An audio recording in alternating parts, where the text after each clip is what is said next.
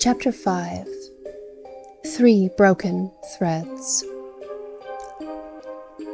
Sherlock Holmes had, in a very remarkable degree, the power of detaching his mind at will. For 2 hours, the strange business in which we had been involved appeared to be forgotten, and he was entirely absorbed in the pictures of the modern Belgian masters. He will talk of nothing but art, of which he had the crudest ideas, from our leaving the gallery until we found ourselves at the Northumberland Hotel. "Sir Henry Baskerville is upstairs expecting you," said the clerk. "He asked me to show you up at once when you came." "Have you any objection to my looking at your register?" said Holmes. "Not in the least." The book showed that 2 names had been added after that of Baskerville. One was Theophilus Johnson and family, of Newcastle, and the other Mrs. Oldmore and maid, of High Lodge, Alton. "Surely that must be the same Johnson whom I used to know," said Holmes to the porter. "A lawyer, is he not, grey-headed, and walks with a limp?" "No, sir, this is Mr. Johnson, the coal owner, a very active gentleman, not older than yourself." "Surely you are not mistaken about his trade?"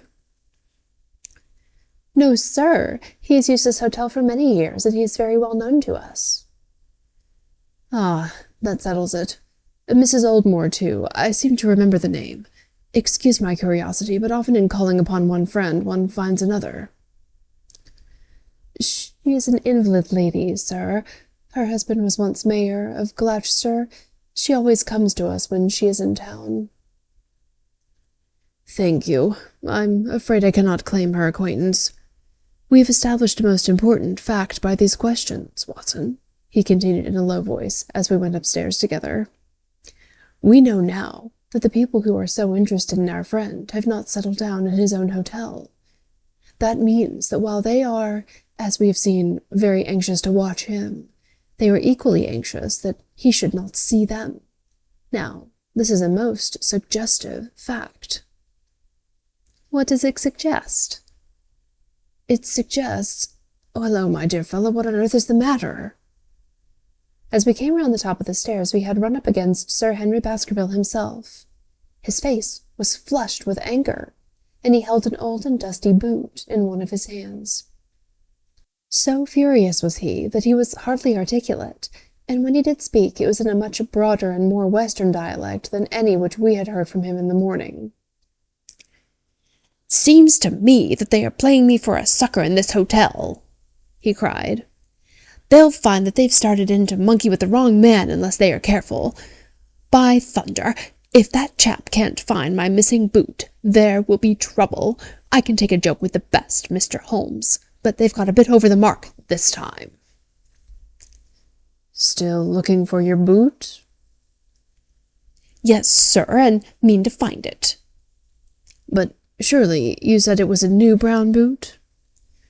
"So it was, sir, and now it's an old black one." "What? You don't mean to say—" "That's just what I do mean to say. I only had 3 pairs in the world, the new brown, the old black, and the patent leathers which I am wearing today. Last night they took one of my brown ones, and today they have sneaked one of the black. Well, have you got it? Speak out, man, don't stand staring." An agitated German waiter had appeared upon the scene. "No, sir. I have made inquiry all over the hotel, but I can hear no word of it." "Well, then, either that boot comes back before sundown, or I'll see the manager and tell him that I go right straight out of this hotel." "It shall be found, sir. I promise you that if you will have a little patience, it will be found." "Mind, it is, for it's the last thing of mine that I'll lose in this den of thieves. Well, well, Mr. Holmes, you'll excuse my troubling you about such a trifle." "I think it's well worth troubling about." "Why, you look very serious over it." "How do you explain?" "I just don't attempt to explain it. It seems the very maddest, queerest thing that's ever happened to me." "The queerest, perhaps," said Holmes thoughtfully. "What do you make of it yourself?" Well, I don't profess to understand it yet. This case of yours is very complex, Sir Henry. When taken in conjunction with your uncle's death, I am not sure that of all the 500 cases of capital importance which I have handled, there is one which cuts so deep. But we hold several threads in our hands, and the odds are that one or other of them guides us to the truth. We may waste time in following the wrong one, but sooner or later we must come upon the right. We had a pleasant luncheon in which little was said of the business which had brought us together. It was in the private sitting-room to which we afterwards repaired that Holmes asked Baskerville what were his intentions. "To go to Baskerville Hall." "And when?" "At the end of the week." "On the whole," said Holmes, "I think that your decision is a wise one. I have ample evidence that you are being dogged in London, and amid the millions of this great city, it is difficult to discover who these people are or what their object can be. If their intentions are evil, they might do you a mischief, and we should be powerless to prevent it. You did not know, Dr. Mortimer, that you were followed this morning from my house?" Dr. Mortimer started violently. "Followed? By whom?" "That, unfortunately, is what I cannot tell you. Have you among your neighbors or acquaintances on Dartmoor any man with a black, full beard?" "No, or let me see, why, yes, Barrymore, Sir Charles Butler, is a man with a full black beard." "Ha! Where is Barrymore?" "He is in charge of the hall." "We had best ascertain if he really is there, or if by any possibility he might be in London." "How can you do that?" "Give me a telegraph form. Is all ready for Sir Henry?" "That will do. Addressed to Mr. Barrymore, Baskerville Hall. What is the nearest telegraph office?" "Grimpen. Very good. We will send a second wire to the postmaster, Grimpen. Telegram to Mr. Barrymore to be delivered into his own hand. If absent, please return wire to Sir Henry Baskerville, Northumberland Hotel." That should let us know before evening whether Barrymore is at his post in Devonshire or not. "That's so," said Baskerville. "By the way, Dr. Mortimer, who is this Barryville, anyhow?" "He is the son of the old caretaker who is dead. They have looked after the hall for 4 generations now. So far as I know, he and his wife are as respectable a couple as any in the county." "At the same time," said Baskerville, "it's clear enough that so long as there is none of the family at the hall, these people might have a mighty fine home and nothing to do." "That is true." "Did Barrymore profit at all by Sir Charles' will?" asked Holmes. "He and his wife had £500 each." "Ha! Did they know that they would receive this?" "Yes, Sir Charles was very fond of talking about the provisions of his will." "That is very interesting." "I hope," said Dr. Mortimer, "that you do not look with suspicious eyes upon everyone who received a legacy from Sir Charles, for I also had £1,000 left to me." "Indeed, and anyone else?" "There were many insignificant sums to individuals and a large number of public charities. The residue all went to Sir Henry." "And how much was the residue?" £740,000. Holmes raised his eyebrows in surprise. "I had no idea that so gigantic a sum was involved," said he. "Sir Charles had the reputation of being rich, but we did not know how very rich he was until we came to examine his securities. The total value of the estate was close on to £1 million. "Dear me! It is a stake for which a man might well play a desperate game. And one more question, Dr. Mortimer. Supposing that anything happened to our young friend here, you will forgive the unpleasant hypothesis, who would inherit the estate?" "Since Roger Baskerville, Sir Charles' younger brother, died unmarried, the estate would descend to the Desmonds, who are distant cousins. James Desmond is an elderly clergyman in Westmoreland." "Thank you. These details are all of great interest. Have you met Mr. James Desmond?" "Yes, he once came down to visit Sir Charles. He is a man of venerable appearance and of saintly life. I remember that he refused to accept any settlement from Sir Charles, though he pressed it upon him. And this man of simple tastes would be the heir to Sir Charles' thousands. He would be the heir to the estate, because that is entailed. He would also be the heir to the money, unless it were willed otherwise by the present owner, who can, of course, do what he likes with it. And have you made your will, Sir Henry? No, Mr. Holmes, I have not. I've had no time, for it was only yesterday that I learned how matters stood. But in any case, I feel the money should go with the title and the estate. That was my poor uncle's idea. How is the owner going to restore the glories of the Baskervilles if he has not money enough to keep up the property? House, land, and dollars must go together. Quite so. Well, Sir Henry, I'm of one mind with you as to the advisability of your going down to Devonshire without delay. There is only one provision which I must make.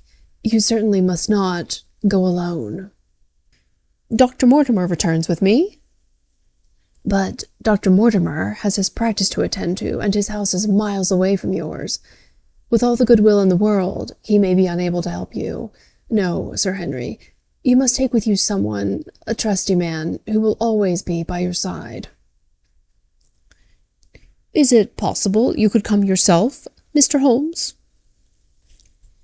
If matters came to a crisis, I should endeavor to be present in person, but you can understand that with my extensive consulting practice, and with the constant appeals which reach me from many quarters, it is impossible for me to be absent from London for an indefinite time. At the present instant, one of the most revered names in England is being besmirched by a blackmailer, and only I can stop a disastrous scandal. You will see how impossible it is for me to go to Dartmoor. Whom would you recommend, then? Holmes laid his hand upon my arm. If my friend would undertake it, there is no man who is better worth having at your side when you're in a tight place. No one can say so more confidently than I. The proposition took me completely by surprise, but before I had time to answer, Baskerville seized me by the hand and wrung it heartily. Well, now that is real kind of you, Dr. Watson, said he. You see how it is with me, and you know just as much about the matter as I do. If you will come down to Baskerville Hall and see me through, I'll never forget it. The promise of adventure had always been a fascination for me, and I was complimented by the words of Holmes and by the eagerness with which the baronet hailed me as a companion. I will come with pleasure, said I. I do not know how I can employ my time better. And you will report very carefully to me, said Holmes. When a crisis comes, as it will do, I will direct how you should act. I suppose that by Saturday all might be ready? Would that suit Dr. Watson? Perfectly. Then on Saturday, unless you hear to the contrary, we shall meet at the 10:30 train from Paddington. We had risen to depart when Baskerville gave a cry of triumph, and diving into one of the corners of the room, he drew a brown linen boot from under a cabinet. My missing boot! He cried. May all of our difficulties vanish as easily, said Sherlock Holmes. But it is a very singular thing, Dr. Mortimer remarked. I searched this room carefully before lunch. And so did I, said Baskerville. Every inch of it. There was certainly no boot in it then. In that case, the waiter must have placed it there while we were lunching. The German was sent for, but professed to know nothing of the matter, nor could any inquiry clear it up. Another item had been added to that constant and apparently purposeless series of small mysteries which had succeeded each other so rapidly. Setting aside the whole grim story of Sir Charles' death, we had a line of inexplicable incidents all within the limits of 2 days, which included the receipt of the printed letter, the black-bearded spy in the hansom, the loss of the new brown boot, the loss of the old black boot, and now the return of the new brown boot. Holmes sat in silence in the cab as we drove back to Baker Street, and I knew from his drawn brows and keen face that his mind, like my own, was busy in endeavoring to frame some scheme into which all these strange and apparently disconnected episodes could be fitted. All afternoon and late into the evening he was lost in tobacco and thought. Just before dinner 2 telegrams were handed in. The first ran, "Have just heard that Barrymore is at the Hall, Baskerville." The second, "Visited 23 hotels as directed, but sorry to report unable to trace cut sheet of times. Cartwright." There go 2 of my threads, Watson. There is nothing more stimulating than a case where everything goes against you. We must cast round for another scent. We still have the cabman who drove the spy. Exactly.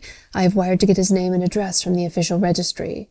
I should not be surprised if this were an answer to my question. The ring at the bell proved to be something even more satisfactory than an answer, however, for the door opened and a rough-looking fellow entered who was evidently the man himself. "I got a message from the head office that a gent at this address had been inquiring for number 2704, said he. "I've driven my cab this 7 years and never a word of complaint. I came here straight from the yard to ask you to your face what you had against me." "I have nothing in the world against you, my good man," said Holmes. "On the contrary, I have half a sovereign for you if you will give me a clear answer to my questions." "Well, I've had a good day and no mistake," said the cabman with a grin. "What was it you wanted to ask, sir?" "First of all, your name and address, in case I want you again." "John Clayton, 3 Turpey Street, the Borough. My cab is out of Shipley's Yard near Waterloo Station." Sherlock Holmes made a note of it. "Now, Clayton, tell me about the fare who came and watched this house at 10 o'clock this morning, and afterwards followed the 2 gentlemen down Regent Street." The man looked surprised and a little embarrassed. "Why, there's no good in my telling you things, for you seem to know as much as I do already," said he. "The truth is, the gentleman told me that he was a detective, and that I was to say nothing about him to anyone." "My good fellow, this is very serious business, and you may find yourself in a pretty bad position if you try to hide anything from me. You say that your fare told you that he was a detective?" "Yes, he did." "When did he say this?" "When he left me." "Did he say anything more?" "He mentioned his name." Holmes cast a swift glance of triumph at me. "Oh, he mentioned his name, did he? That was imprudent. What was the name that he mentioned?" "His name," said the cabman, "was Mr. Sherlock Holmes." Never have I seen my friend more completely taken aback than by the cabman's reply. For an instant he sat in silent amazement, and then he burst into a hearty laugh. "A touch, Watson, an undeniable touch," said he. "I feel a foil as quick and supple as my own. He got home upon me very prettily that time. So his name was Sherlock Holmes, was it?" "Yes, sir, that was the gentleman's name." "Excellent. Tell me where you picked him up and all that occurred." "He hailed me at 9:30 in Trafalgar Square. He said that he was a detective and that he offered me 2 guineas if I would do exactly what he wanted all day and ask no questions. I was glad enough to agree. First, we drove down to the Northumberland Hotel and waited there until 2 gentlemen came out and took a cab from the rank. We followed their cab until it pulled up somewhere near here." "This very door?" said Holmes. "Oh, well, I couldn't be sure of that, but I dare say my fare knew all about it." We pulled up halfway down the street and waited an hour and a half. Then the 2 gentlemen passed us walking, and we followed down Baker Street and along— "I know," said Holmes. "Until we got 3/4 down Regent Street. Then my gentleman threw up the trap, and he cried that I should drive right away to Waterloo Station as hard as I could go. I whipped at the mare, and we were there in under the 10 minutes. Then he paid up his 2 guineas like a good one, and away he went into the station. Only, just as he was leaving, he turned round and he said, It might interest you to know you have been driving Mr. Sherlock Holmes. That's how I come to know the name." "I see. And you saw no more of him?" "Not after he went into the station." "And how would you describe Mr. Sherlock Holmes?" The cabman scratched his head. "Well, he wasn't altogether such an easy gentleman to describe. I put him at 40 years of age, and he was of a middle height, 2 or 3 inches shorter than you, sir. He was dressed like a toff, and he had a black beard, cut square at the end, and a pale face. I don't know as I could say more than that." "Color of his eyes?" "No, I can't say that." "Nothing more that you can remember?" "No, sir, nothing." "Well, then, here's your half-sovereign. There's another one waiting for you if you can bring any more information. Good night." "Good night, sir, and thank you." John Clayton departed chuckling, and Holmes turned to me with a shrug of his shoulders and a rueful smile. "Snap goes our third thread, and we end where we began," said he. "The cunning rascal! He knew our number, knew that Sir Henry Baskerville had consulted me, spotted who I was in Regent Street, conjectured that I had got the number of the cab and would lay my hands on the driver, and so send back this audacious message. I tell you, Watson, this time we've got a foeman who is worthy of our steel. I've been checkmated in London. I can only wish you better luck in Devonshire, but I'm not easy in my mind about it." "About what?" "About sending you. It's an ugly business, Watson, an ugly, dangerous business, and the more I see of it, the less I like it. Yes, my dear fellow, you may laugh, but I give you my word that I shall be very glad to have you back safe and sound in Baker Street once more." Chapter 6. Baskerville Hall. Sir Henry Baskerville and Dr. Mortimer were ready upon the appointed day, and we started as arranged for Devonshire. Mr. Sherlock Holmes drove with me to the station and gave me his last parting injunctions and advice. "I will not bias your mind by suggesting theories or suspicions, Watson," said he. "I wish you simply to report facts to the fullest possible manner to me, and you can leave me to do the theorizing." "What sort of facts?" I asked. "Anything which may seem to have a bearing, however indirect, upon the case, and especially the relations between young Baskerville and his neighbours, or any fresh particulars concerning the death of Sir Charles.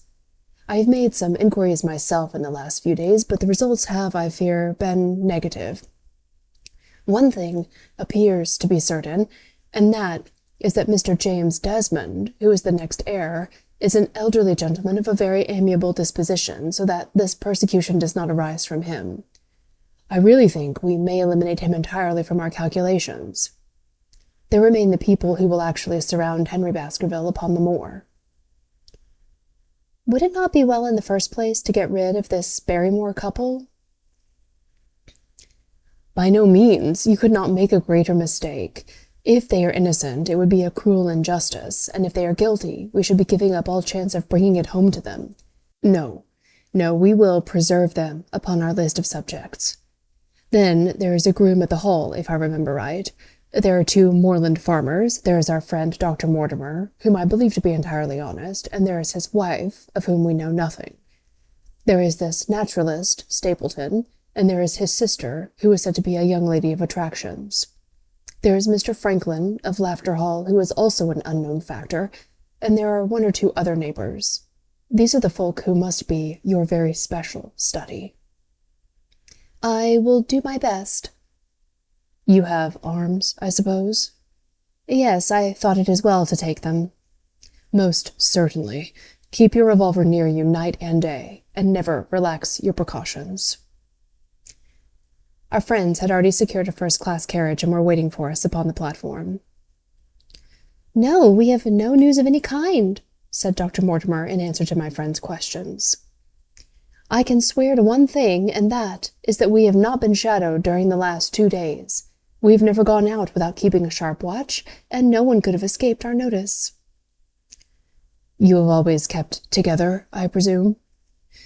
"Except yesterday afternoon. I usually give up 1 day to pure amusement when I come to town, so I spent it at the museum of the College of Surgeons." "And I went to look at the folk in the park," said Baskerville. "But we had no trouble of any kind." "It was imprudent all the same," said Holmes, shaking his head and looking very grave.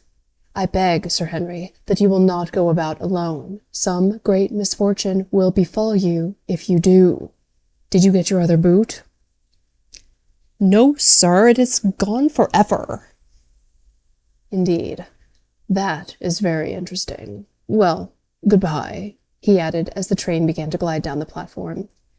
"Bear in mind, Sir Henry, one of the phrases in that queer old legend which Dr. Mortimer has read to us, and avoid the moor in those hours of darkness, when the powers of evil are exalted." I looked back at the platform when we had left it far behind, and saw the tall, austere figure of Holmes standing motionless and gazing after us. The journey was a swift and pleasant one, and I spent it in making the more intimate acquaintance of my two companions, and in playing with Dr. Mortimer's spaniel. In a very few hours the brown earth had become ruddy, the brick had changed to granite, and the red cows grazed in well-hedged fields, where the lush grasses and a more luxuriant vegetation spoke of a richer, if a damper, climate. Young Baskerville stared eagerly out of the window and cried aloud with delight as he recognized the familiar features of the Devon scenery. "I've been over a good part of the world since I left it, Dr. Watson," said he, "but I have never seen a place to compare with it." "I never saw a Devonshire man who did not swear by his county," I remarked. "It depends upon the breed of the man quite as much as on the county," said Dr. Mortimer. "A glance at our friend here reveals the rounded head of a Celt, which carries inside it the Celtic enthusiasm and power of attachment. Poor Sir Charles' head was of a very rare type, half Gaelic, half Ivernian in its characteristics. But you were very young when you last saw Baskerville Hall, were you not?" "I was a boy in my teens at the time of my father's death, and have never seen the Hall, for he lived in a little cottage on the south coast. Thence I went straight to a friend in America. I tell you it is all as new to me as it is to Dr. Watson, and I'm as keen as possible to see the moor." "Are you? Then your wish is easily granted, for there is your first sight of the moor," said Dr. Mortimer, pointing out of the carriage window. Over the green squares of the fields and the low curve of a wood there rose in the distance a grey, melancholy hill, with a strange jagged summit, dim and vague in the distance, like some fantastic landscape in a dream. Baskerville sat for a long time, his eyes fixed upon it, and I read upon his eager face how much it meant to him, this first sight of that strange spot where the men of his blood had held sway so long and left their mark so deep. There he sat, with his tweed suit and his American accent, in the corner of a prosaic railway carriage, and yet as I looked at his dark and expressive face I felt more than ever how true a descendant he was of that long line of high-blooded, fiery, and masterful men. There were pride, valor, and strength in his thick brows, his sensitive nostrils, and his large hazel eyes. If on that forbidding moor a difficult and dangerous quest should lie before us, this was at least a comrade for whom one might venture to take a risk with the certainty that he would bravely share it. The train pulled up at a small wayside station, and we all descended. Outside, beyond the low white fence, a wagonette and a pair of cobs was waiting. Our coming was evidently a great event, for station-master and porters clustered round us to carry our luggage. It was a sweet, simple country spot, but I was surprised to observe that by the gate there stood two soldierly men in dark uniforms who leaned upon their short rifles and glanced keenly at us as we passed. The coachman, a hard-faced, gnarled little fellow, saluted Sir Henry Baskerville, and in a few minutes we were flying swiftly down the broad, white road. Rolling pasture lands curved upward on either side of us, and old gabled houses peeped out from amid the thick green foliage, but behind the peaceful and sunlit countryside there rose ever, dark against the evening sky, the long, gloomy curve of the moor, broken by the jagged and sinister hills. The wagonette swung round into a side road, and we curved upward through deep lanes worn by centuries of wheels, high banks on either side, heavy with dripping moss and fleshy hartstongue ferns. Bronzing bracken and mottled bramble gleamed in the light of the sinking sun. Still steadily rising, we passed over a narrow granite bridge and skirted a noisy stream which gushed swiftly down, foaming and roaring amid the gray boulders. Both road and stream wound up through a valley dense with scrub oak and fir. At every turn, Baskerville gave an exclamation of delight, looking eagerly about him and asking countless questions. To his eyes, all seemed beautiful, but to me, a tinge of melancholy lay upon the countryside, which bore so clearly the mark of the waning year. Yellow leaves carpeted the lanes and fluttered down upon us as we passed. The rattle of our wheels died away as we drove through drifts of rotting vegetation. Sad gifts, as it seemed to me, for nature to throw before the carriage of the returning heir of the Baskervilles. "Hello!" cried Dr. Mortimer. "What is this?" A steep curve of heath-clad land, an outlying spur of the moor, lay in front of us. On the summit, hard and clear like an equestrian statue upon its pedestal, was a mounted soldier, dark and stern, his rifle poised, ready, over his forearm. He was watching the road along which we had traveled. "What's this, Perkins?" asked Dr. Mortimer. Our driver half-turned in his seat. "There's a convict escaped from Princetown, sir. He's been out 3 days now, and the warders watch every road and every station, but they've had no sign of him yet. The farmers about here don't like it, sir, and that's a fact." "Well, I understand that they get £5 if they can give information." "Yes, sir, but the chance of £5 is but a poor thing compared to the chance of having your throat cut. You see, it isn't like any ordinary convict. This is a man that would stick at nothing." "Who is he, then?" "It is Selden, the Notting Hill murderer." I remembered the case well, for it was one in which Holmes had taken an interest on account of the peculiar ferocity of the crime and the wanton brutality which had marked all the actions of the assassin. The commutation of his death sentence had been due to some doubts as to his complete sanity, so atrocious was his conduct. Our wagonette had topped a rise, and in front of us rose the huge expanse of the moor, mottled with gnarled and craggy cairns and tors. A cold wind swept down from it and sent us shivering. Somewhere there on that desolate plain was lurking this fiendish man, hiding in a burrow like a wild beast, his heart full of malignancy against the whole race which had cast him out. It needed but this to complete the grim suggestiveness of the barren waste, the chilling wind, and the darkling sky. Even Baskerville fell silent and pulled his overcoat more closely around him. We had left the fertile country behind and beneath us. We looked back on it now, the slanting rays of a low sun turning the streams to threads of gold and glowing on the red earth new turned by the plough and the broad tangle of the woodlands. The road in front of us grew bleaker and wilder over huge russet and olive slopes sprinkled with giant boulders. Now and then we passed a moorland cottage, walled and roofed with stone, with no creeper to break its harsh outline. Suddenly, we looked down into a cup-like depression patched with stunted oaks and firs which had been twisted and bent by the fury of years of storm. 2 high, narrow towers rose over the trees. The driver pointed with his whip. "Baskerville Hall," said he. Its master had risen and was staring with flushed cheeks and shining eyes. A few minutes later we had reached the lodge gates, a maze of fantastic tracery in wrought iron, with weather-bitten pillars on either side, blotched with lichens, and surmounted by the boar's head of the Baskervilles.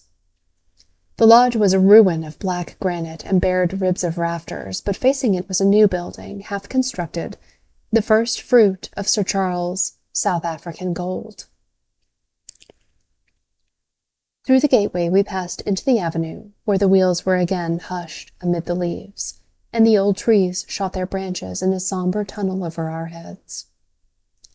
Baskervilles shuddered as he looked up the long, dark drive to where the house glimmered like a ghost at the farther end. "Was it here?" he asked in a low voice. No, the yew alley is on the other side." The young heir glanced round with a gloomy face. "It's no wonder my uncle felt as if trouble were coming on him in such a place as this," said he. "It's enough to scare any man. I'll have a row of electric lamps up here inside of 6 months, and you won't know it again, with 1,000 candle-power Swanton Edison right here in front of the hall door." The avenue opened into a broad expanse of turf, and the house lay before us. In the fading light, I could see that the center was a heavy block of building from which a porch projected. The whole front was draped in ivy, with a patch clipped bare here and there where a window or a coat of arms broke through the dark veil. From this central block rose the twin towers, ancient, crenellated, and pierced with many loopholes. To right and left of the turrets were more modern wings of black granite. A dull light shone through heavy, mullioned windows, and from the high chimneys which rose from the steep, angled roof there sprang a single black column of smoke. "Welcome, Sir Henry! Welcome to Baskerville Hall!" A tall man had stepped from the shadow of the porch to open the door of the wagonette. The figure of a woman was silhouetted against the yellow light of the hall. She came out and helped the man to hand down our bags. "You don't mind my driving straight home, Sir Henry?" said Dr. Mortimer. "My wife is expecting me." "Surely you will stay and have some dinner?" "No, I must go. I shall probably find some work awaiting me.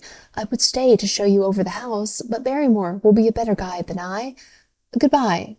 Never hesitate night or day to send for me if I can be of service." The wheels died away down the drive, while Sir Henry and I turned into the hall, and the door clanged heavily behind us. It was a fine apartment in which we found ourselves, large, lofty, and heavily raftered, with huge bulks of age-blackened oak. In the great, old-fashioned fireplace behind the high iron dogs, a log fire crackled and snapped.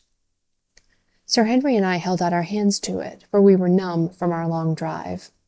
Then we gazed round us at the high, thin window of old stained glass, the oak paneling, the stags' heads, the coats of arms upon the wall, all dim and somber in the subdued light of the central lamp. "It's just as I imagined it," said Sir Henry. "Is it not the very picture of an old family home? To think that this should be the same hall in which, for 500 years, my people have lived. It strikes me solemn to think of it." I saw his dark face light up with boyish enthusiasm as he gazed about him. The light beat upon him where he stood, but long shadows trailed down the walls and hung like a black canopy above him. Barrymore had returned from taking our luggage to our rooms. He stood in front of us now with the subdued manner of a well-trained servant. He was a remarkable-looking man, tall, handsome, with a square black beard and pale, distinguished features. "Would you wish dinner to be served at once, sir?" "Is it ready?" "In a very few minutes, sir. You will find hot water in your rooms. My wife and I will be happy, Sir Henry, to stay with you until you've made your fresh arrangements, but you will understand that under the new conditions, this house will require a considerable staff." "What new conditions?" "Well, I only meant, sir, that Sir Charles led a very retired life, and we were able to look after his wants. You would naturally wish to have more company, and so you will need changes in your household." "Do you mean that your wife and you wish to leave?" "Only when it is quite convenient to you, sir." "But Your family have been with us for several generations, have they not? I should be sorry to begin my life here by breaking an old family connection." I seemed to discern some signs of emotion upon the butler's white face. "I feel that also, sir, and so does my wife. But to tell the truth, sir, we were both very much attached to Sir Charles, and his death gave us a shock and made these surroundings very painful to us. I fear that we shall never again be easy in our minds in Baskerville Hall." "But what do you intend to do?" "I have no doubt, sir, that we shall succeed in establishing ourselves in some business. Sir Charles' generosity has given us the means to do so. And now, sir, perhaps I had best show you to your rooms." A square, balustraded gallery ran round the top of the old hall, approached by a double stair. From this central point, 2 long corridors extended the whole length of the building, from which all the bedrooms opened. My own was in the same wing as Baskerville's, and almost next door to it. These rooms appeared to be much more modern than the central part of the house, and the bright paper and numerous candles did something to remove the sombre impression which our arrival had left upon my mind. But the dining room, which opened out of the hall, was a place of gloom and shadow. It was a long chamber with a step separating the dais where the family sat from the lower portion reserved for their dependents. At one end, a minstrel's gallery overlooked it. Black beams shot across above our heads, with a smoke-darkened ceiling beyond them. With rows of flaring torches to light it up, and the color and rude hilarity of an old-time banquet, it might have softened. But now, when 2 black-clothed gentlemen sat in the little circle of light thrown by the shaded lamp, one's voice became hushed, and one's spirit subdued. A dim line of ancestors in every variety of dress, from the Elizabethan knight to the buck of the Regency, stared down upon us and daunted us by their silent company. We talked little, and I for one was glad when the meal was over and we were able to retire into the modern billiard room and smoke a cigarette. "My word, it isn't a very cheerful place," said Sir Henry. "I suppose one can tone down to it, but I feel a bit out of the picture at present. I don't wonder that my uncle got a little jumpy if he lived all alone in such a house as this. However, if it suits you, we will retire early tonight, and perhaps things may seem more cheerful in the morning." I drew aside my curtains before I went to bed and looked out from the window. It opened upon the grassy space which lay in front of the hall door. Beyond, 2 copses of trees moaned and swung in a rising wind. A half-moon broke through the rifts of racing clouds. In its cold light, I saw beyond the trees a broken fringe of rocks, and the long, low curve of the melancholy moor. I closed the curtain, feeling that my last impression was in keeping with the rest.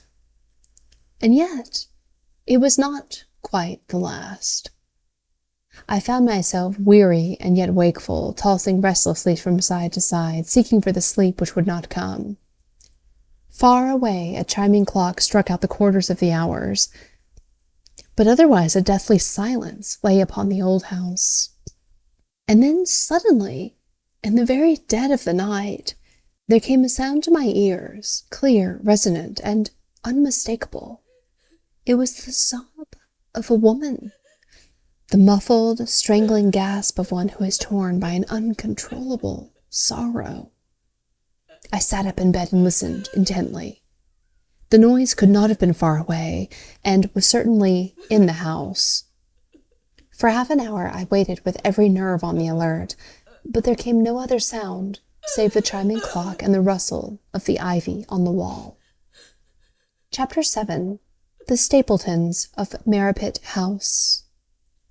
The fresh beauty of the following morning did something to efface from our minds the grim and grey impression which had been left upon both of us by our first experience of Baskerville Hall.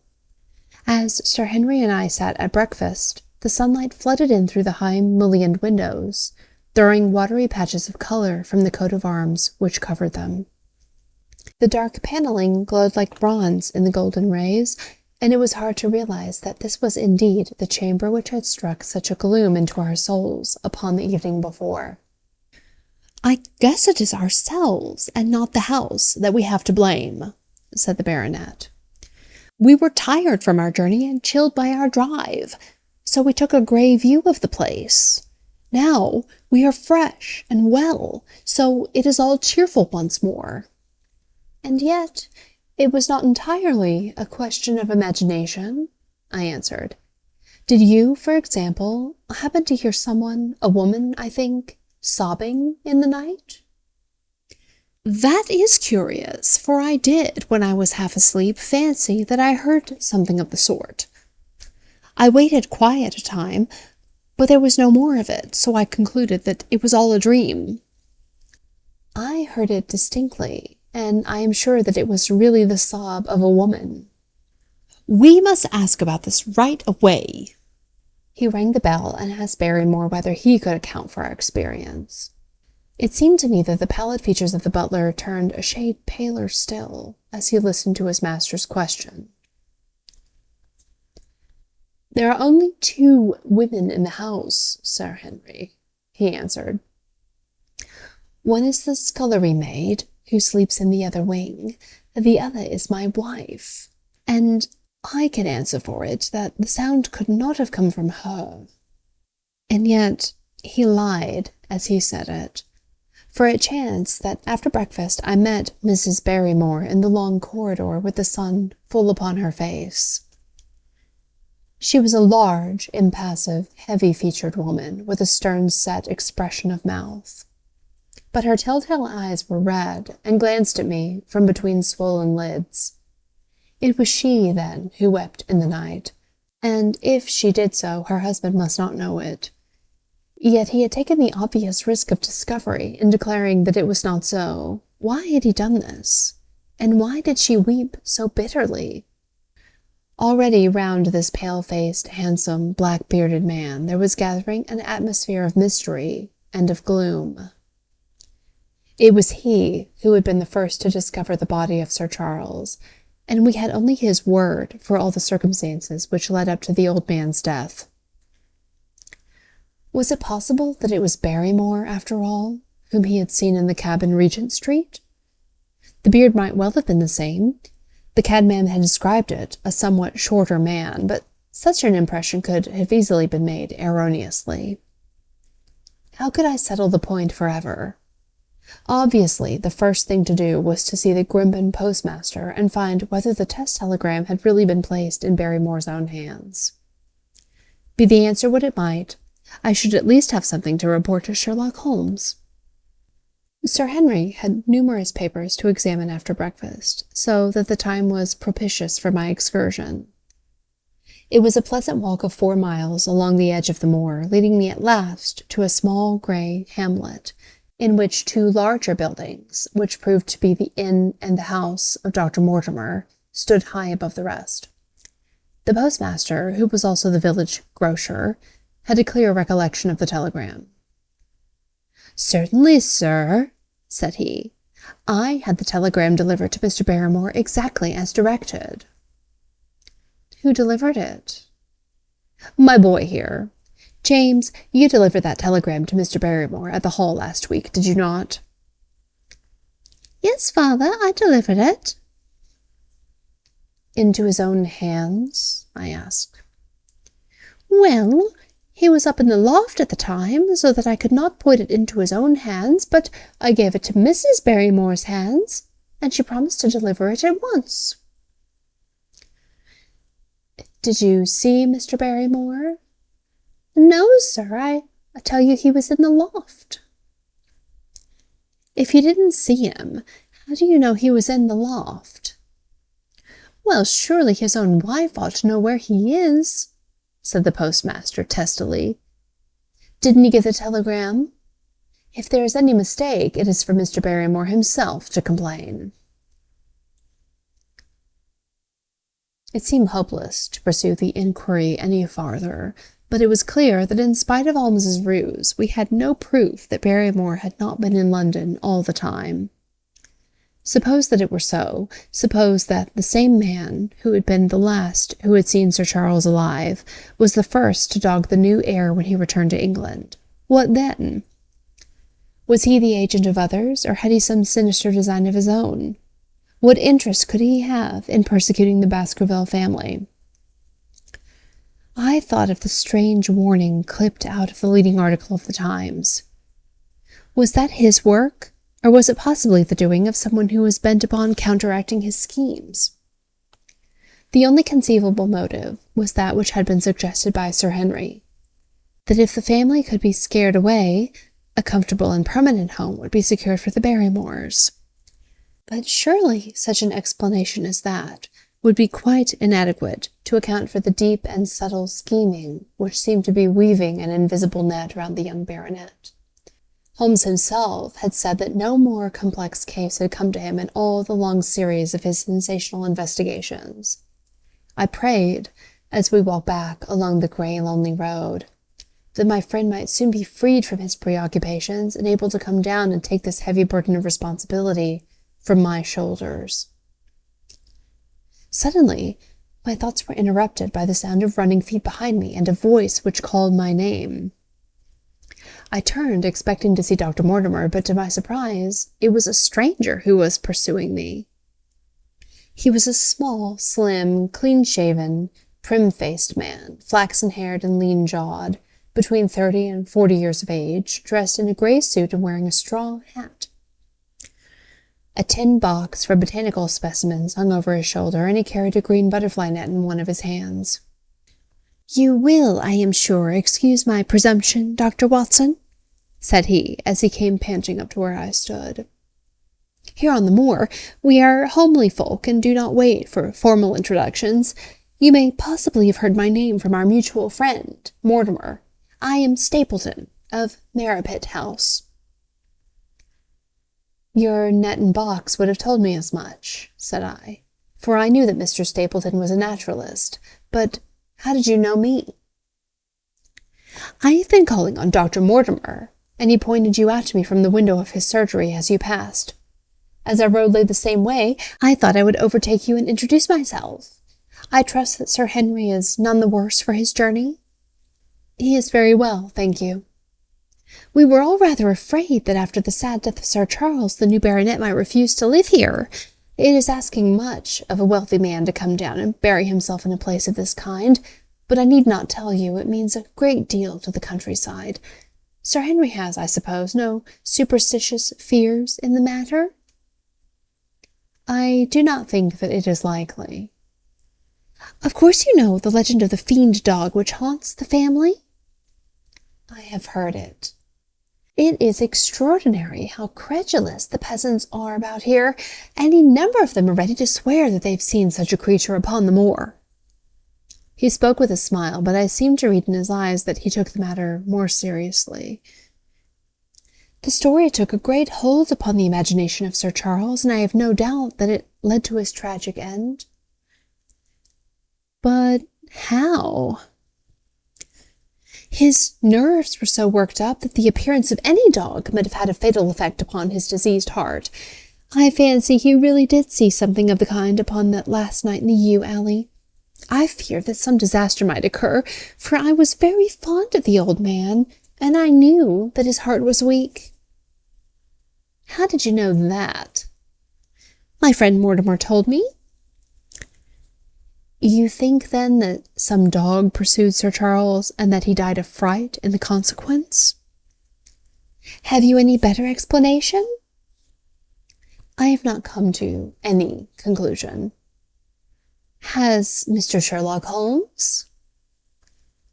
The words took away my breath for an instant, but a glance at the placid face and steadfast eyes of my companion showed no surprise was intended. "It is useless for us to pretend that we do not know you, Dr. Watson," said he. "The records of your detective have reached us, and you could not celebrate him without being known yourself. When Mortimer told me your name, I could not deny your identity. If you're here, then it follows Mr. Sherlock Holmes is interesting himself in the matter, and I am naturally curious to know what view he may take. I am afraid I cannot answer that question. May I ask if he is going to honor us with a visit himself? He cannot leave town at present. He has other cases which engage his attention. What a pity! But he might throw some light on that which is so dark to us. But as to your own researches, if there is any possible way in which I can be of service to you, I trust that you will command me. If I had any indication of the nature of your suspicions, or how you propose to investigate the case, I might perhaps even now give you some aid or advice. I assure you that I am simply here upon a visit to my friend, Sir Henry, and that I need no help of any kind. Excellent, said Stapleton. You are perfectly right to be wary and discreet. I am justly reproved for what I feel was an unjustifiable intrusion, and I promise you I will not mention the matter again. We had come to a point where a narrow grassy path struck off from the road and wound away across the moor. A steep, boulder-speckled hill lay upon the right, which had in bygone days been cut into a granite quarry. The face which was turned towards us formed a dark cliff, with ferns and brambles growing in its niches. From over a distant rise there floated a grey plume of smoke. A moderate walk along this moor path brings us to Merripit House, said he. Perhaps you will spare an hour that I might have the pleasure of introducing you to my sister? My first thought was that I should be by Sir Henry's side, but then I remembered the piles of papers and bills with which his study table was littered. It was certain that I could not help with those, and Holmes had expressly said that I should study the neighbours upon the moor. I accepted Stapleton's invitation, and we turned together down the path. It is a wonderful place, the moor, said he, looking round over the undulating downs, the long green rollers, with crests of jagged granite foaming up into fantastic surges. You never tire of the moor. You cannot think the wonderful secrets which it contains. It is so vast and so barren and so mysterious. You know it well, then? I have only been here 2 years. The residents would call me newcomer. We came shortly after Sir Charles settled, but my taste led me to explore every part of the country road, and I should think there are few men who know it better than I do. Is it hard to know? Very hard. You see, for example, this great plain to the north here, with the queer hills breaking out of it. Do you observe anything remarkable about it? It would be a rare place for a gallop. You would naturally think so, and the thought has cost several their lives before now. You notice those bright-brained spots scattered thickly over it? Yes, they seem more fertile than the rest. Stapleton laughed. That is the great Grimpen Mire, said he. A false step yonder means death to man or beast. Only yesterday I saw one of the moor ponies wander into it. He never came out. I saw his head for quite a long time craning out of the bog hole, but it sucked him down at last. Even in dry seasons it is a danger to cross it, but after these autumn rains it is an awful place. And yet I can find my way to the very heart of it and return alive. By George, there is another of those miserable ponies. Something brown was rolling and tossing among the green sedges. Then a long, agonized, writhing neck shot upward, and a dreadful cry echoed over the moor. It turned me cold with horror, but my companion's nerve seemed to be stronger than mine. "It's gone," said he. "The mire has him. 2 in 2 days, and many more, perhaps, for they get in the way of going there in the dry season, and never know the difference until the mire has them in its clutches. It's a bad place, the great Grimpen Mire." "And you say you can penetrate it?" "Yes. There are 1 or 2 paths which a very active man can take. I have found them out. But why should you wish to go into so horrible a place? Well, you see the hills beyond? They are really islands, cut off on all sides by an impassable mire which has crawled round them in the course of years. That is where the rare plants and the butterflies are, if you have the wit to reach them. I shall try my luck some day. He looked at me with a surprised face. For God's sake, put such an idea out of your mind, said he. Your blood would be upon my head. I assure you there would not be the least chance of your coming back alive. It is only by remembering certain complex landmarks that I am able to. Hello, I cried. What is that? A long, low moan, indescribably sad, swept over the moor. It filled the whole air, and yet it was impossible to say whence it came. From a dull murmur it swelled into a deep roar, and then sank back into a melancholy throbbing murmur once again. Stapleton looked at me with a curious expression on his face. "Queer place, the moor," said he. "But what is it?" "The peasants say it is the hound of the Baskervilles calling for its prey. I've heard it once or twice before, but never quite so loud." I looked round with a chill of fear in my heart at the huge swelling plain, mottled with the green patches of rushes. Nothing stirred over the vast expanse, save a pair of ravens, which croaked loudly from a tor behind us. "You are an educated man. You don't believe such nonsense as that?" said I. "What do you think is the cause of so strange a sound?" "Bogs make queer noises sometimes. It's the mud settling, or the water rising, or something." No, that was a living voice." "Well, perhaps it was. Did you ever hear a bittern booming?" "No, I never did." "It's a very rare bird, practically extinct in England now, but all things are possible upon the moor. Yes, I should not be surprised to learn that what we have heard is the cry of the last of the bitterns." "It's the weirdest, strangest thing that ever I heard in my life." "Yes, it's rather an uncanny place altogether. Look at the hillside yonder. What do you make of those?" The whole steep slope was covered with grey circular rings of stone, a score of them at least. "What are they? Sheep pens?" "No, they are the homes of our worthy ancestors. Prehistoric men lived thickly on the moor, and as no one in particular has lived there since, we find all his little arrangements exactly as he left them. These are his wigwams with the roofs off. You can even see his hearth and his couch, if you have the curiosity to go inside." "But it is quite a town. When was it inhabited?" "Neolithic man, no date." "What did he do?" "He grazed his cattle on these slopes, and he learned to dig for tin when the bronze sword began to supersede the stone axe. Look at the great trench in the opposite hill. That is his mark. Yes, you will find some very singular points about the moor, Dr. Watson. Oh, excuse me an instant, it is surely a cyclopides." A small fly or moth had fluttered across our path, and in an instant Stapleton was rushing with extraordinary energy and speed in pursuit of it.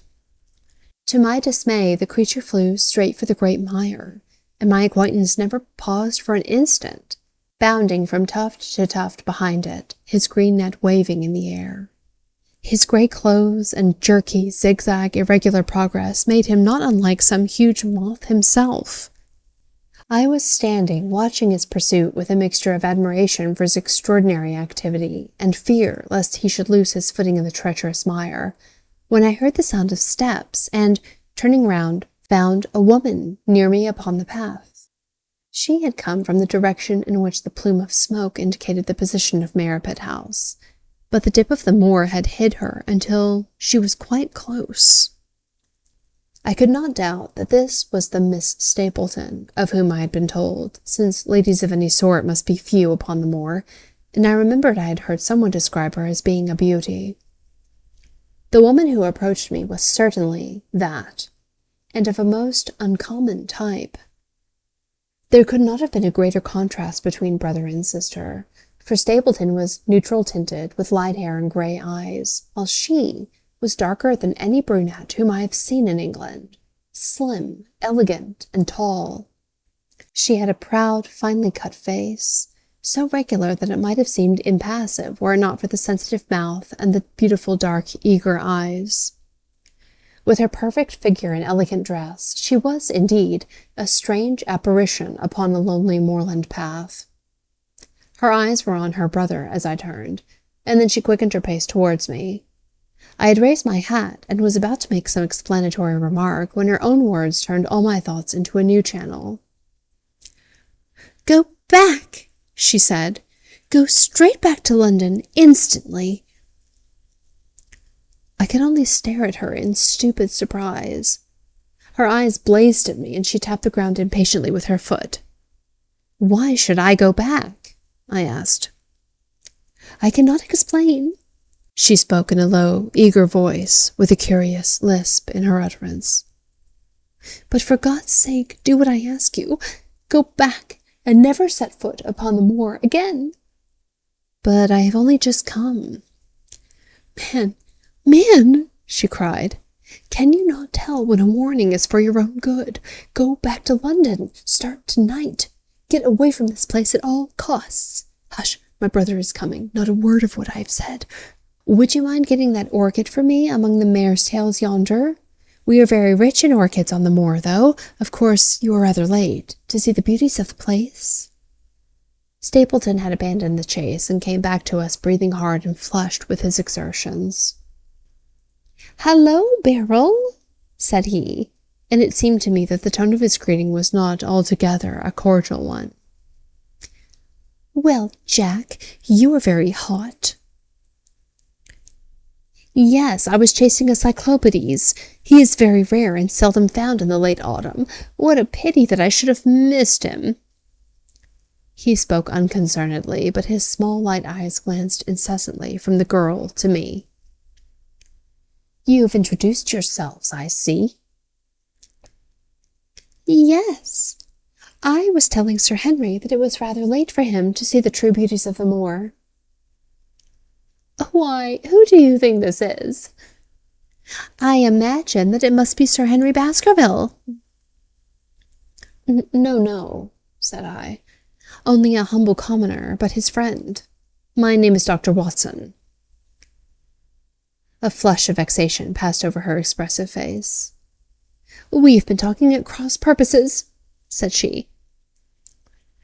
"Why, you had not very much time for talk," her brother remarked, with the same questioning eyes.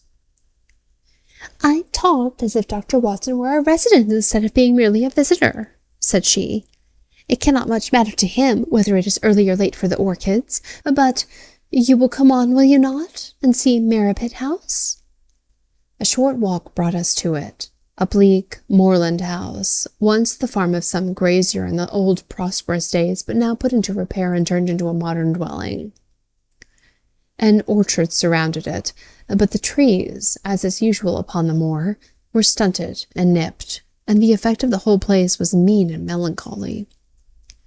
We were admitted by a strange, wizened, rusty-coated old manservant, who seemed in keeping with the house.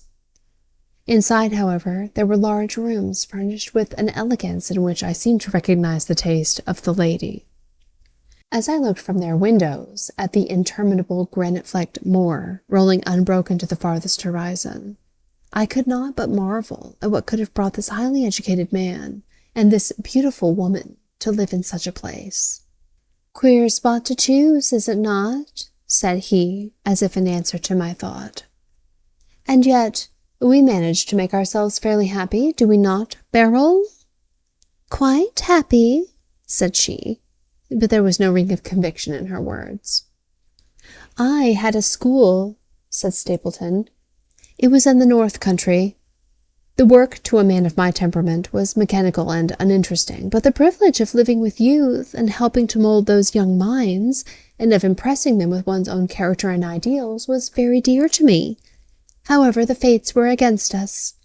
A serious epidemic broke out in the school, and 3 of the boys died. It never recovered from the blow, and much of my capital was irretrievably swallowed up. And yet, if it were not for the loss of the charming companionship of the boys, I could rejoice over my own misfortune, for, with my strong tastes for botany and zoology, I found an unlimited field of work here, and my sister is as devoted to nature as I am. All this, Dr. Watson, has been brought upon your head by your expression as you surveyed the moor out of your window. It certainly did cross my mind that it might be a little dull, less for you, perhaps, than for your sister. No, I am never dull, she said quickly. We have books, we have our studies, and we have interesting neighbors. Dr. Mortimer is a most learned man in his own line. Poor Sir Charles was also an admirable companion. We knew him well and miss him more than I can tell. Do you think that I should intrude were I to call this afternoon and make the acquaintance of Sir Henry? I am sure that he would be delighted. Then, perhaps, you would mention that I propose to do so. We may in our humble way do something to make things more easy for him until he becomes accustomed to his new surroundings. Will you come upstairs, Dr. Watson, and inspect my collection of Lepidoptera? I think it is the most complete one in the southwest of England. By the time you have looked through them, lunch will be almost ready. But I was eager to get back to my charge. The melancholy of the moor, the death of the unfortunate pony, the weird sound which had been associated with the grim legend of the Baskervilles, all these things tinged my thoughts with sadness. Then, on the top of these more or less vague impressions, there had come the definite and distinct warning of Miss Stapleton, delivered with such intense earnestness that I could not doubt some grave and deep reason lay behind it. I resisted all pressure to stay for lunch, and I set off at once upon my return journey, taking the grass-grown path by which we had come. It seems, however, that there must have been some short-cut for those who knew it, for before I had reached the road, I was astounded to see Miss Stapleton sitting upon a rock by the side of the track. Her face was beautifully flushed with her exertions, and she held her hand to her side. I have run all the way in order to cut you off, Dr. Watson, said she. I had not even time to put on my hat. I must not stop, or my brother may miss me. I wanted to say to you how sorry I am about the stupid mistake I made in thinking you were Sir Henry. Please forget the words I said, which have no application to you whatsoever. But I can't forget them, Miss Stapleton, said I. I am Sir Henry's friend, and his welfare is a very close concern of mine. Tell me why it was you were so eager that Sir Henry should return to London. A woman's whim, Dr. Watson.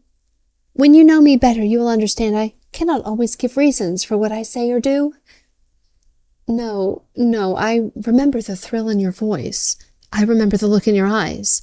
Please be frank with me, Miss Stapleton, for ever since I've been here I've been conscious of shadows all round me.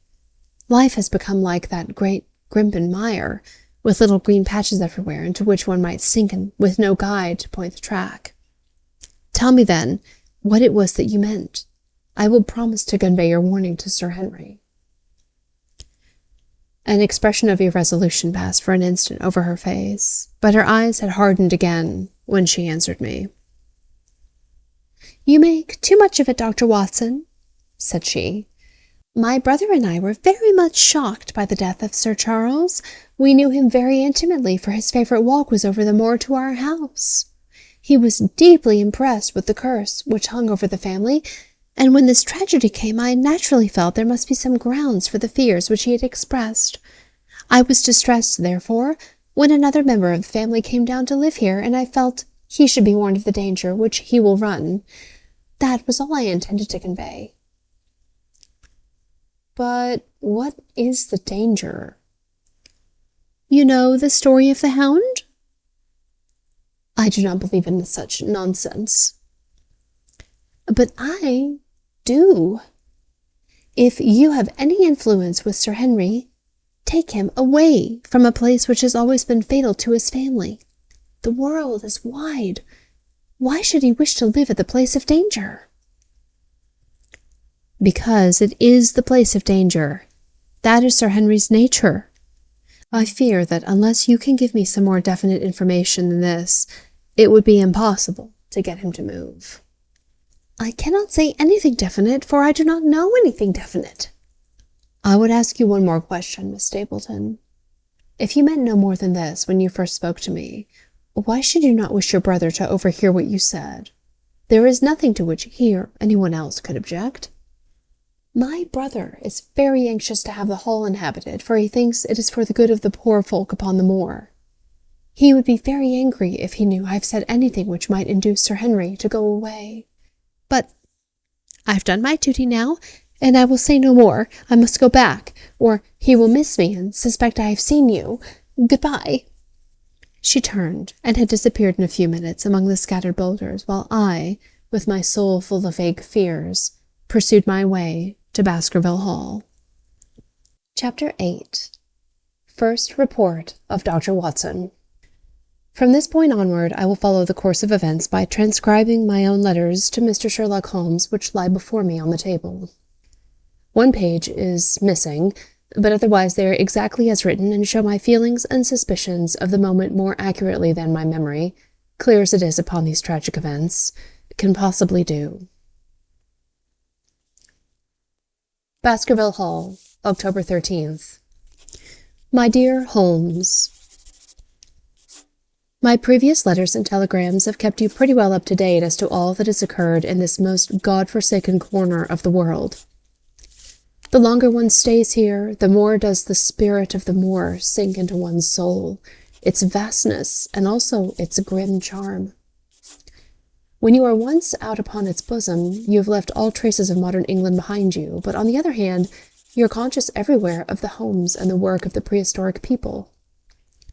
On all sides of you, as you walk, are the houses of these forgotten folk, with their graves and the huge monoliths which are supposed to have marked their temples. As you look at their grey stone huts against the scarred hillsides, you leave your own age behind you, and if you were to see a skin-clad, hairy man crawl out from the low door, fitting a flint-tipped arrow onto the string of his bow, you would feel that his presence there was more natural than your own. The strange thing is that they should have lived so thickly on what must always have been most unfruitful soil. I'm no antiquarian, but I could imagine that they were some unwarlike and harried race, who were forced to accept that which none other would occupy. All this, however, is foreign to the mission on which you sent me, and will probably be very uninteresting to your severely practical mind. I can still remember your complete indifference as to whether the sun moved round the earth, or the earth round the sun. Let me therefore return to the facts concerning Sir Henry Baskerville. If you have not had any report within the last few days, it is because up to today there was nothing of importance to relate. Then a very surprising circumstance occurred, which I shall tell you in due course. But first of all, I must keep you in touch with some of the other factors in the situation. One of these, concerning which I have said little, is the escaped convict upon the moor. There is strong reason now to believe that he has got right away, which is a considerable relief to the lonely householders of this district. A fortnight has passed since his flight, during which he has not been seen and nothing has been heard of him. It is surely inconceivable that he could have held out upon the moor during all this time. Of course, so far as his concealment goes, there is no difficulty at all. Any one of these stone huts would give him a hiding place. But there is nothing to eat unless he were to catch and slaughter one of the moor sheep. We think, therefore, that he has gone, and the outlying farmers sleep the better in consequence. We are 4 able-bodied men in this household, so that we could take good care of ourselves, but I confess I have had uneasy moments when I have thought of the Stapletons. They live miles from any help. There are 1 maid, an old manservant, the sister, and the brother, the latter not a very strong man. They would be helpless in the hands of a desperate fellow like this Notting Hill criminal, if he could once effect an entrance. Both Sir Henry and I were concerned at their situation, and it was suggested that Perkins, the groom, should go over to sleep there, but Stapleton would not hear of it. The fact is that our friend, the baronet, begins to display a considerable interest in our fair neighbour. It is not to be wondered at, for time hangs heavily in this lonely spot to an active man like him, and she is a very fascinating and beautiful woman. There is something tropical and exotic about her which forms a singular contrast to her cool and unemotional brother. Yet he also gives the idea of hidden fires. He has certainly a very marked influence over her, for I have seen her continually glance at him as she talked, as if seeking approbation for what she said. I trust that he is kind to her. There is a dry glitter in his eyes and a firm set of his thin lips, which goes with a positive and possibly a harsh nature. You would find him an interesting study. He came over to call upon Baskerville on that first day, and the very next morning he took us both to show us the spot where the legend of the wicked Hugo is supposed to have had its origin. It was an excursion of some miles across the moor to a place which is so dismal that it might have suggested the story. We found a short valley between rugged tors, which led to an open, grassy space, flecked over with the white cotton grass. In the middle of it rose two great stones, worn and sharpened at the upper end until they looked like the huge corroding fangs of some monstrous beast. In every way it corresponded with the scene of the old tragedy. Sir Henry was much interested and asked Stapleton more than once whether he really did believe in the possibility of the interference of the supernatural in the affairs of men. He spoke lightly, but it was evident that he was very much in earnest. Stapleton was guarded in his replies, but it was easy to see he said less than he might, and that he would not express his whole opinion out of consideration for the feelings of the baronet. He told us of similar cases where families had suffered from some evil influence, and he left us with the impression that he shared the popular view upon the matter. On our way back, we stayed for lunch at Merripit House, and it was there that Sir Henry made the acquaintance of Miss Stapleton. From the first moment that he saw her, he appeared to be strongly attracted by her, and I am much mistaken if the feeling was not mutual.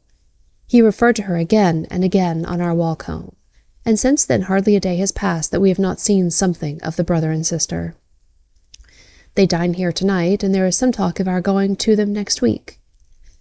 One would imagine that such a match would be very welcome to Stapleton, and yet I have more than once caught a look of the strongest disapprobation in his face when Sir Henry has been paying some attention to his sister. He is much attached to her, no doubt, and would lead a lonely life without her, but it would seem the height of selfishness if he were to stand in the way of her making so brilliant a marriage. Yet I am certain he does not wish their intimacy to ripen into love, and I have several times observed he has taken pains to prevent them from being tête-à-tête. By the way, your instructions to me never to allow Sir Henry to go out alone will become very much more onerous if a love affair were to be added to our other difficulties. My popularity would soon suffer if I were to carry out your orders to the letter. The other day, Thursday to be more exact, Dr. Mortimer lunched with us. He has been excavating a barrow at Long Down, and has got a prehistoric skull which fills him with great joy. Never was there such a single-minded enthusiast as he. The Stapletons came in afterwards, and the good doctor took us all to the yew alley at Sir Henry's request, to show us exactly how everything occurred upon that fatal night. It is a long, dismal walk, the yew alley, between two high walls of clipped hedge and a narrow band of grass upon either side. At the far end is an old tumble-down summer-house. Halfway down is the moor gate, where the old gentleman left his cigar-ash. It is a white wooden gate with a latch. Beyond it lies the wide moor. I remembered your theory of the affair and tried to picture all that had occurred. As the old man stood there, he saw something coming across the moor, something which terrified him, so that he lost his wits and ran until he died of sheer horror and exhaustion. There was the long gloomy tunnel down which he fled, and from what? A sheepdog of the moor? Or a spectral hound, black, silent, and monstrous? Was there a human agency in the matter? Did the pale, watchful Barrymore know more than he cared to say? It was all dim and vague, but always there is the dark shadow of crime behind it. One other neighbor I've met since I wrote last. This is Mr. Frankland of Laughter Hall, who lives some 4 miles to the south of us. He is an elderly man, red-faced, white-haired, and choleric. His passion is for the British law, and he has spent a large fortune in litigation. He fights for the mere pleasure of fighting, and is equally ready to take up either side of a question, so that it's no wonder he has found it a costly amusement. Sometimes he will shut up a right-of-way and defy the parish to make him open it. At others he will, with his own hands, tear down some other man's gate, and declare that a path has existed there from time immemorial, defying the owner to prosecute him for trespass. He is learned in old manorial and communal rights, and he applies his knowledge sometimes in favor of the villagers of Fernworthy, and sometimes against them, so that he is periodically either carried in triumph down the village street or else burned in effigy, according to his latest exploit. He is said to have about 7 lawsuits upon his hands at present, which will probably swallow up the remainder of his fortune, and so draw his sting and leave him harmless for the future. Apart from the law, he seems a kindly, good-natured person, and I only mention him because you were particular that I should send some description of the people who surround us. He is curiously employed at present, for, being an amateur astronomer, he has an excellent telescope, with which he lies upon the roof of his own house and sweeps the moor all day in the hope of catching a glimpse of the escaped convict. If he would confine his energies to this, all would be well, but there are rumors that he intends to prosecute Dr. Mortimer for opening a grave without the consent of the next of kin, because he dug up the Neolithic skull in the barrow on Long Down. He helps to keep our lives from being monotonous, and gives a little comic relief where it is badly needed. And now, having brought you up to date in the escaped convict, the Stapletons, Dr. Mortimer, and Franklin of Laughter Hall, let me end on that which is most important and tell you more about the Barrymores, and especially about the surprising development of last night. First of all, about the test telegram, which you sent from London in order to make sure that Barrymore was really here. I have already explained that the testimony of the postmaster shows that the test was worthless, and that we have no proof one way or the other. I told Sir Henry how the matter stood, and he at once, in his downright fashion, had Barrymore up and asked him whether he had received the telegram himself. Barrymore said that he had. "Did the boy deliver it into your own hands?" asked Sir Henry. Barrymore looked surprised and considered for a little time. "No," said he. "I was in the box-room at the time, and my wife brought it up to me." "Did you answer it yourself?" "No. I told my wife what to answer, and she went down to write it." In the evening he recurred to the subject of his own accord. "I could not quite understand the object of your questions this morning, Sir Henry," said he. "I trust that they do not mean I have done anything to forfeit your confidence?" Sir Henry had to assure him it was not so, and pacify him by giving him a considerable part of his old wardrobe, the London outfit having now all arrived. Mrs. Barrymore is of interest to me. She is a heavy, solid person, very limited, intensely respectable, and inclined to be puritanical. You could hardly conceive a less emotional subject. Yet I have told you how, on the first night here, I heard her sobbing bitterly, and since then I have more than once observed traces of tears upon her face. Some deep sorrow gnaws ever at her heart. Sometimes I wonder if she has a guilty memory which haunts her, and sometimes I suspect Barrymore of being a domestic tyrant. I have always felt there was something singular and questionable in this man's character, but the adventure of last night brings all my suspicions to a head. And yet it may seem like a small matter in itself. You are aware that I'm not a very sound sleeper, and since I've been on guard in this house, my slumbers have been lighter than ever. Last night, about 2 a.m, I was aroused by a stealthy step passing my room. I rose, opened my door, and peeped out. A long black shadow was trailing down the corridor. It was thrown by a man who walked softly down the passage with a candle held in his hand. He was in shirt and trousers, with no covering to his feet. I could merely see the outline, but his height told me that it was Barrymore. He walked very slowly and circumspectly, and there was something indescribably guilty and furtive in his whole appearance. I've told you that the corridor is broken by the balcony which runs around the hall, but that it is resumed upon the farther side. I waited until he had passed out of sight, and then I followed him. When I came round the balcony, he had reached the end of the farther corridor, and I could see from the glimmer of light through an open door that he had entered one of the rooms. Now, all these rooms are unfurnished and unoccupied, so that his expedition became more mysterious than ever. The light shone steadily, as if he were standing motionless. I crept down the passage as noiselessly as I could and peeped round the corner of the door. Barrymore was crouching at the window, with the candle held against the glass. His profile was half turned towards me, and his face seemed to be rigid with expectation as he stared out into the blackness of the moor. For some minutes he stood watching intently. Then he gave a deep groan, and with an impatient gesture he put out the light. Instantly I made my way back to my room, and very shortly came the stealthy steps passing once more upon their return journey. Long afterwards, when I had fallen into a light sleep, I heard a key turn somewhere in a lock, but I could not tell whence it came.